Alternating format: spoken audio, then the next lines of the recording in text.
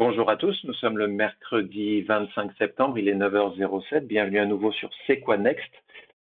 La vidéo d'aujourd'hui, elle s'inclut dans la lignée de celle d'hier, où je prenais un petit peu plus de hauteur en regardant le chart en 4 heures pour avoir une meilleure vue euh, et faire abstraction sur tous les allers-retours que fait le prix sur le 15 minutes.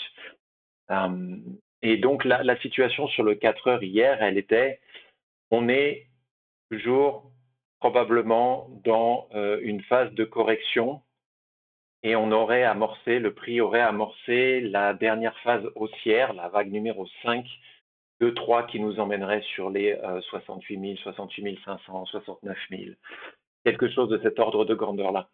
Alors, euh, je disais, les prix stagnent horizontalement, donc ils consolident ou ils corrigent. Une correction horizontale, ça existe aussi depuis samedi matin.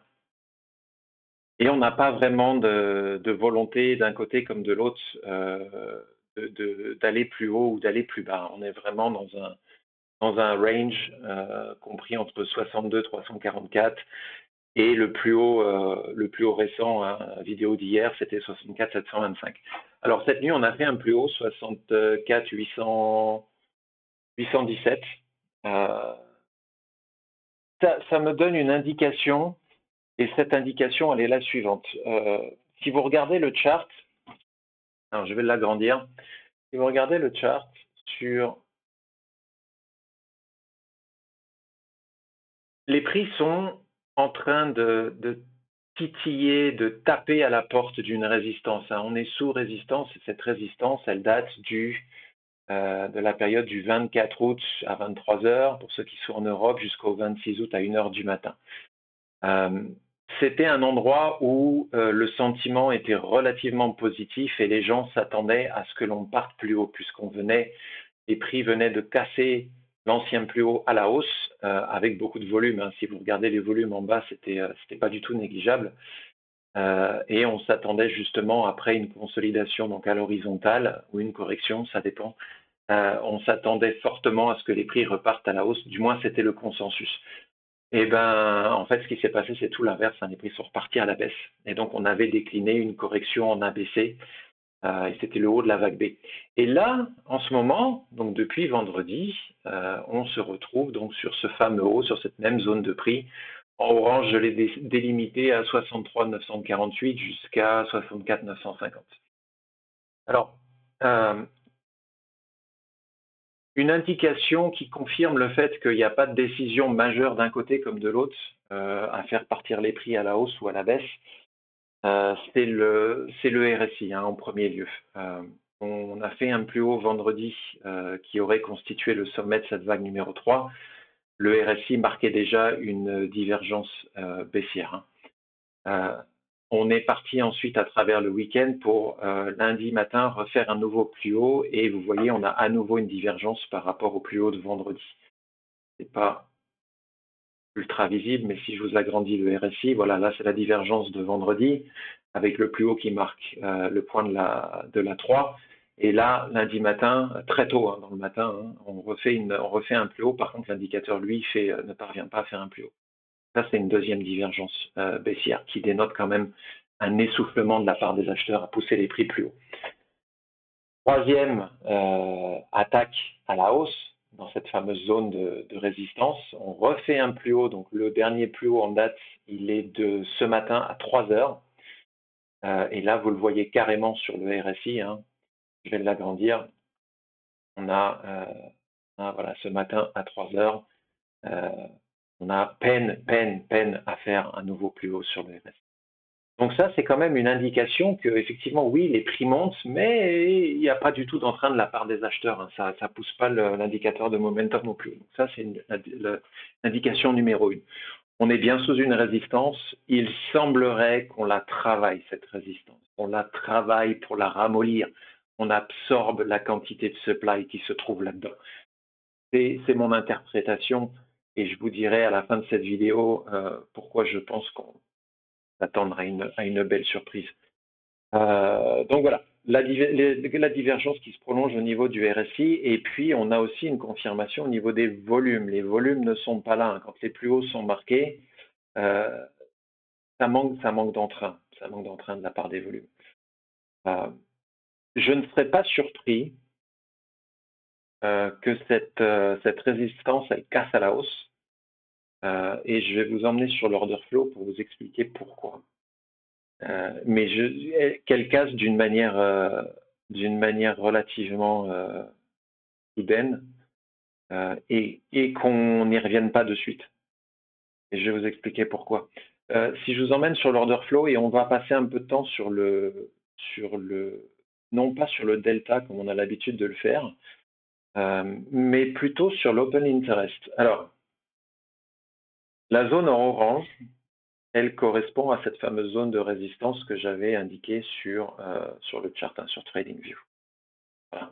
Alors là, c'est les contrats futurs. Les zones, les limites basses et les limites hautes ne sont pas les mêmes, et elles sont quasiment identiques, hein, 63 591 et 65 172. Donc on a un poil plus haut pour la borne supérieure.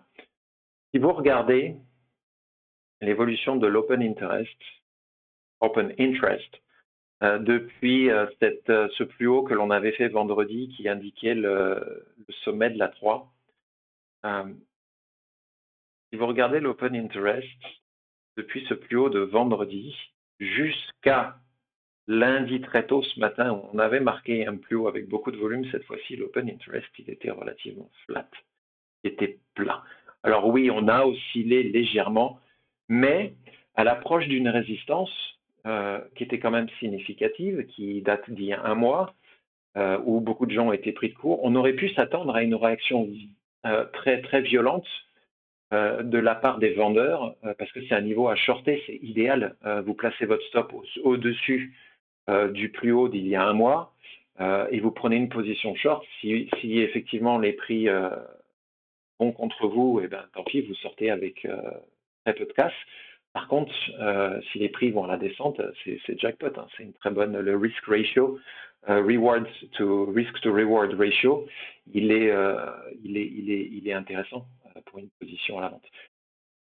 Et en fait, on n'a pas eu de prise de position significative de la part des vendeurs, parce qu'on aurait pu se dire sur les mouvements baissiers, une fois que l'on avait pénétré cette zone de résistance et qu'on repartait à la baisse, on aurait dû s'attendre à un open interest qui, lui, repart à la hausse de manière significative, puisque les vendeurs reprennent des positions short. Et en fait, non, ce n'est pas le cas. L'open interest, il est resté plat. Regardez. Deuxième attaque, on repénètre la zone de résistance, mais cette fois-ci, on va plus haut. Donc, on absorbe la quantité de supply qui se trouve là-dedans. Par contre, quand les prix redescendent et ressortent de la résistance, on pourrait se dire, ben là, ça y est, c'est l'attaque des BR, on va plonger. Eh bien non, l'open interest, il reste plat.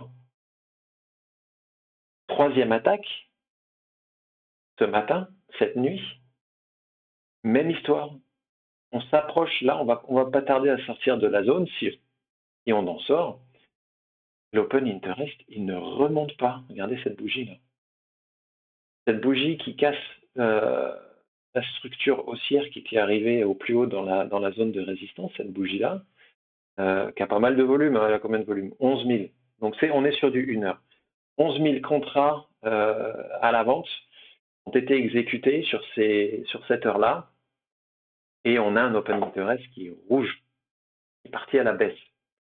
Donc ça n'indique pas qu'il y a une domination des contrats short par rapport aux contrats longs sur cette bougie-là. Ça indique que des contrats longs ont été fermés.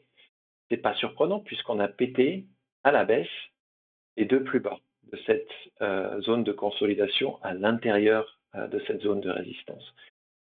Donc c'est une indication sur le comportement des acheteurs et des vendeurs à l'intérieur de cette résistance. Les acheteurs ont beaucoup d'entrain, notamment lundi matin dans la nuit, hein, sur ces 5 bougies-là, puisque l'open interest sur les bougies vertes, il est parti à la hausse. Donc on a eu plus de contrats longs qui ont été ouverts que de contrats short sur la pénétration dans cette zone de résistance. Donc ça, c'est une indication.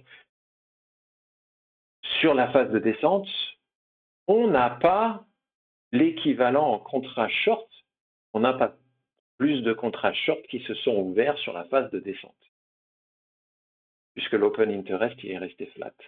Il aurait dû continuer à monter si on voulait valider l'hypothèse que on a tapé la résistance et maintenant on repart à la baisse. Et vraiment, on repart à la baisse, comme on l'avait fait il y a un mois. Donc là, on est plus dans une situation où les acheteurs grignotent cette résistance petit à petit. Alors, je ne serais pas surpris qu'on ait une sorte de flush pour aller taper ce plus bas-là, parce qu'il y a des traders en position longue sur ces deux plus bas à 62 700 sur le contrat futur, donc il faut regarder ce que ça donne sur le chart en spot. Mais là, il y a des order stop. Donc, je ne serais pas surpris qu'on vienne les prendre pour aller chercher de la liquidité et que de suite, on repart. Parce que la zone de résistance, il ne reste pas grand-chose. Il y a 300 points, 300 $ d'amplitude, et je ne pense pas qu'il y ait énormément de contrats. Par contre, là au-dessus, et c'est ce qui pourrait nous donner la surprise dont je vous parlais en début de cette vidéo, c'est qu'au-dessus de cette zone-là, ici, là, on doit avoir pas mal d'orders short stop qui sont en attente. Et donc, je suis plutôt parti pris d'avoir un dernier flush qu'on vient de prendre, tout en gardant ces deux-là. Là, je pense que si on pète les deux plus bas là, du 21 et du 23 sur les 62 300 et quelques, si on pète ces deux-là, il est possible qu'on descende beaucoup plus bas. Mais là, ici, on casserait les 62 700 à la baisse avec du volume. On viendrait prendre la liquidité et les order stop des longues qui sont ici. On repartirait à la hausse. Et effectivement, quand on pètera ce plus haut-là, on aurait, je pense, un joli short squeeze. Les order stop des vendeurs, ils vont partir, ils vont fondre comme neige au soleil. Et c'est cette impulsion-là qui nous permettrait d'aller atteindre, de se rapprocher des 68 000, 68 500. Qui marquerait donc, je le répète toujours, la vague 5 de 3.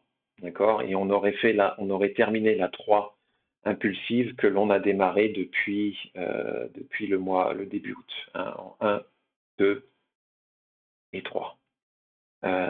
Donc voilà pour cette analyse. Je continue il faut rester vigilant quand même sur cette zone, mais en récapitulatif, il semblerait qu'on soit en train de la grignoter, cette résistance, et que l'on n'ait pas de mal à la franchir la prochaine fois que l'on y retourne, en ayant au préalable pris soin d'aller chercher la liquidité qui se trouve là.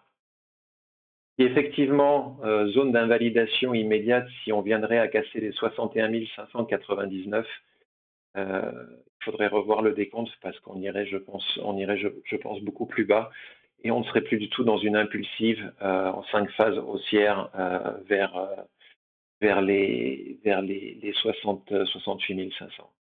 Donc voilà, c'est tout pour cette vidéo. Elle est relativement courte, mais il n'y a pas matière à discuter plus longtemps. Je vous laisse avec cette information-là. Surveillez bien les cours sur les 62 620 à la baisse, première indication, et puis zone d'invalidation, voilà, 61 596. J'espère que cette vidéo vous a plu. Merci de l'avoir regardée jusqu'au bout. Je vous souhaite une excellente journée. Prenez soin de vous et à bientôt. Ciao.